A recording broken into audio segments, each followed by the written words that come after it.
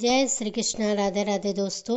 आज की इस वीडियो में हम बताएंगे कि साल 2024 में पितृपक्ष के दौरान पड़ने वाली इंदिरा एकादशी व्रत कब रखा जाएगा।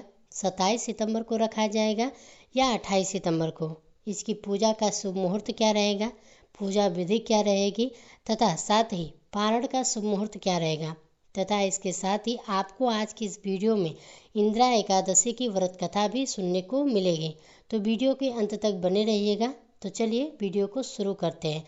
दोस्तों, हर वर्ष अश्विन महीने में इंदिरा एकादशी मनाई जाती है। यह पर्व अश्विन माह के कृष्ण पक्ष की एकादशी तिथि को मनाया जाता है। इस दिन जगत के पालनहार भगवान विष्णु की पूजा की जाती है। इसके साथ ही पितरों का तर्पण भी किया जाता है।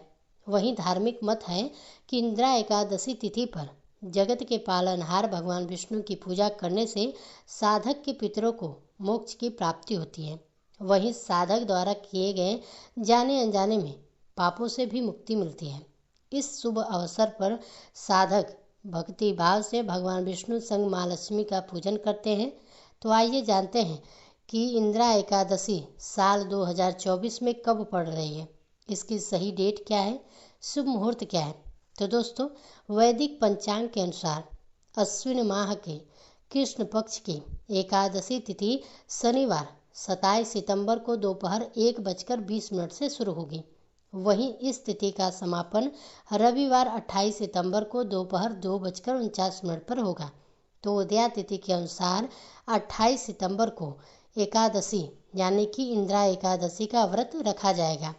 इस प्रकार 27 सितंबर को एकादशी श्राद्ध है और 28 सितंबर को एकादशी मनाई जाएगी। इंदिरा एकादशी का व्रत रखने वाले साधक को 29 सितंबर को सुबह 6:13 से 8:36 के मध्य पारण करना चाहिए। यह इसका शुभ मुहूर्त है। तो दोस्तों, आइए अब जानते हैं कि इंदिरा एकादशी के दिन लगने वाले शुभ योगों के बारे में। ज्योतिषियों की माने तो इंदिरा एकादशी पर सिद्ध योग का संयोग बन रहा है। इस योग का संयोग देर रात 11:51 पर रहेगा। इसके बाद साध्य योग का निर्माण हो रहा है। इस शुभ अवसर पर शिववास योग का भी दुर्लभ संयोग बन रहा है। इस दिन भगवान शिव दोपहर तक कैलाश पर विराजमान रहेंगे। उसके बाद नंदी पर सवार होंगे। एकादशी के दिन सूर्योदय सुबह 6:13 पर होगा। सूर्यास्त का समय 6:10 पर है। वहीं इसका ब्रह्म मुहूर्त सुबह 4:36 से 5:24 तक रहेगा। विजय मुहूर्त है दोपहर 2:11 से 2:59 तक। तो दोस्तों, अब आइए सुनते हैं कि इंदिरा एकादशी की व्रत कथा के बारे में। दोस्तों, माना जाता है कि इंदिरा एकादशी के व्रत कथा का पाठ करने से हर पापों से मुक्ति मिल जाती है और शुभ फलों की प्राप्ति होती है। इस कथा का वर्णन स्वयं भगवान श्री कृष्ण ने महाभारत के समय किया था तथा यह एकादशी पितरों को अधोगति से मुक्ति और मोक्ष दिलाने वाली है। इस कथा को सुनने मात्र से ही वाजपेय यज्ञ का फल मिलता है। तो चलिए इस एकादशी व्रत की पौराणिक एवं प्रमाणिक कथा आपको सुनाने जा रहे हैं। धर्मराज युधिष्ठिर के पूछने पर भगवान श्री कृष्ण ने इस कथा को बताया था। दोस्तों, प्राचीन काल में सतयुग के समय में महिष्मती नाम की एक नगरी में इंद्रसेन नाम का एक प्रतापी राजा धर्म पूर्वक अपनी प्रजा का पालन करते हुए शासन करता था। वह राजा पुत्र पौत्र और धन आदि से संपन्न और विष्णु का परम भक्त था।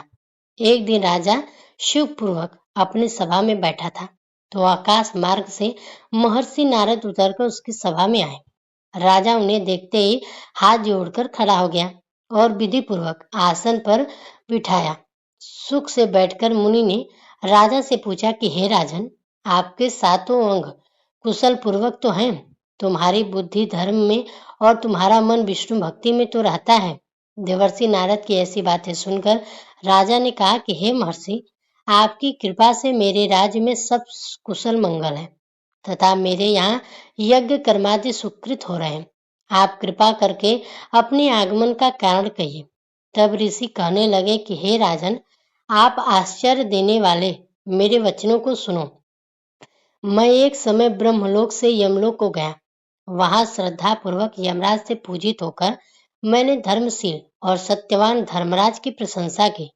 उसी यमराज की सभा में महान ज्ञानी और धर्मात्मा तुम्हारे पिता को एकादशी का व्रत भंग होने के कारण देखा। उन्होंने संदेशा दिया, सो मैं तुम्हें से कहता हूँ। उन्होंने कहा कि पूर्व जन्म में कोई विघ्न हो जाने के कारण मैं यमराज के निकट रह रहा हूँ। सो हे पुत्र, यदि तुम अश्विन कृष्ण इंद्रा एकादशी का व्रत मेरे निमित्त करो तो मुझे स्वर्ग की प्राप्ति हो सकती है। इतना सुनकर राजन कहने लगे कि हे महर्षि, आप इस व्रत की विधि मुझसे कहिए। नारद जी कहने लगे कि अश्विन माह की कृष्ण पक्ष की दशमी के दिन प्रातः काल श्रद्धा पूर्वक स्नान आदि से निवृत्त होकर पुनः दोपहर को नदी आदि में जाकर स्नान करें। फिर श्रद्धा पूर्वक पितरों का श्राद्ध करें और एक बार भोजन करें। प्रातः काल होने पर एकादशी के दिन दातून आदि स्नान करें। फिर व्रत के नियमों का भक्ति पूर्वक ग्रहण करते हुए प्रतिज्ञा करें कि मैं आज संपूर्ण भोगों को त्याग कर निराहार एकादशी का व्रत करूंगा। हे अच्युत्य, हे पांडिकाज, मैं आपकी शरण में हूँ, आप मेरी रक्षा कीजिए। इस प्रकार नियम पूर्वक शालिग्राम की मूर्ति के आगे विधि पूर्वक श्राद्ध करके योग्य ब्राह्मणों को फलाहार का भोजन कराएं और दक्षिणा दें।